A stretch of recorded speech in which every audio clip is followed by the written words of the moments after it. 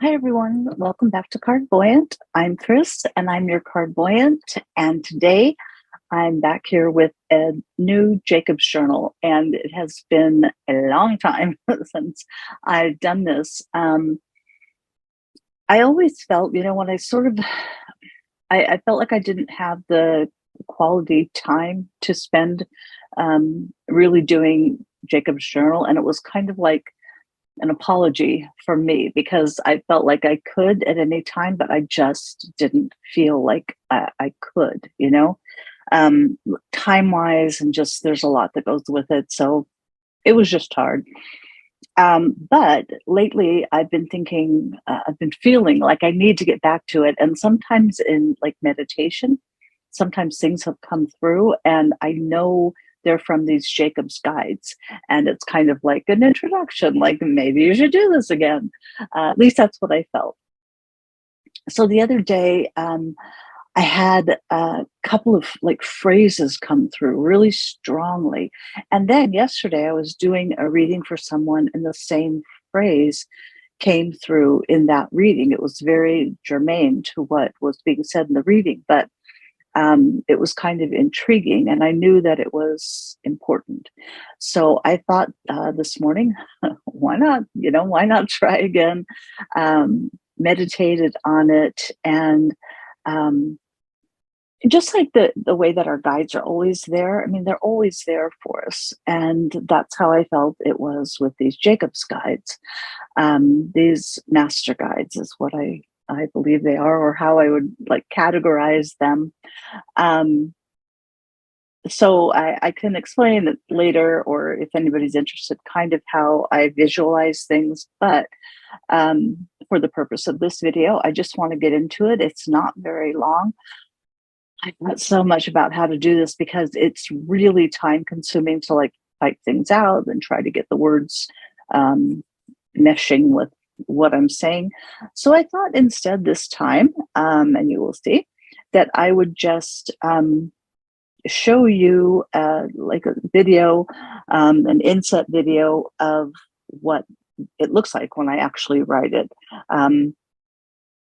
I sometimes sit on my bed. I have in the past. I sometimes like I'm at my desk today, and it's still.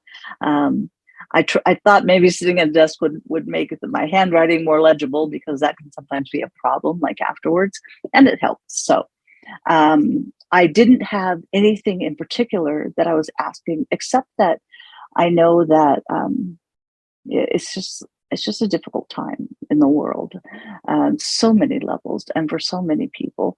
And so that was at the back of my mind, but I honestly didn't ask a question. I just said, what would it be good for us to know right now? What would it help us to know? What do we need to know? The people who will hear this, how can we help them? And so this is what came through. You are a collective, an amalgamation of all the things, the beings, the plans, the goals, the experience, all the things you have ever been and are. For yes, they go on still in this very moment, which is the only moment and ever is the collective, the center, the all that is. Therefore, know and understand that all of this knowledge, understanding, experience is available to you always, as is the guidance of those souls who support you and gather around you in the non-physical world, which is, after all, an integral part of the material world. We are with you always in the ways you traditionally believe yet deny. That is, we stand by your side in your material existence, yet you do not perceive with your eyes, only with your heart and soul, which are indeed as valid an instrument as any. So too, we exist in a wider, more expansive, more difficult for you to understand sphere of vibrational existence. Yet this sphere too is ultimately understandable, even as other measurements brought into the light throughout mankind's inhabitants of earth have similarly been brought line upon line, precept on precept, into human understanding. It must only be pursued, sought after diligently to be understood. Therefore, you see that not only are you never alone, you are never without your own infinite capacity to gain from experience, and indeed you have, and indeed you do. Fear is a dependence on your this lifetime, with limited or no help and guidance from the non-physical world, which is forever yours. And the many physical existences you have, and in linear terms you now accept, will gain from, learn through, and expand your existence with. Therefore, why fear? Why be afraid? Why ask yourself what is next? For indeed you know. Ask instead, how do I move forward in love? That is, with loving intent.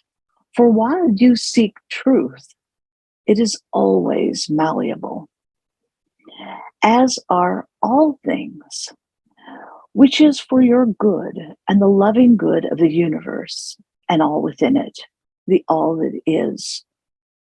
Remember, despite the sea of trouble, the arc of pain and grief and loneliness, the lack of understanding, the tremor in your heart that seeks to become fear, there is but one absolute in the universe: love. Hold this knowledge and understanding dear, for with it as your lodestar, what is there to fear? Go forth in love and fear not. This peace we leave with you now. And that was the end of that session. It's really clear to me when the session is over. And that was very succinct and appropriate ending, I thought. So that's it. The phrase that I kept getting, because I kind of had been wondering about, like, what is the truth of what's going on? I was kind of thinking like politically and worldwide, that kind of stuff. And the phrase that came through to me and came through several times is the one that is here toward the end. There is but one absolute in the universe: love. I'll also mention that as I was writing at the end, when it said lodestar, I wanted to say guiding star, and they kept saying lodestar. And so after I finished with the session, I had to look up lodestar and be like, is this appropriate? And of course, it's perfect, more than appropriate. So there you have it. I hope this is helpful to you. I hope moving forward in this week, you can keep this message in your mind, this idea of why be afraid? For the only absolute in the universe is love. So what do we have to fear? So I do have more coming up for you. I do have hopefully soon starting the adventure that I kind of told you about. And when that happens, I'll let you know. But until then, I will just say, please be kind to yourself. Please be kind to others. Until next time, bye for now.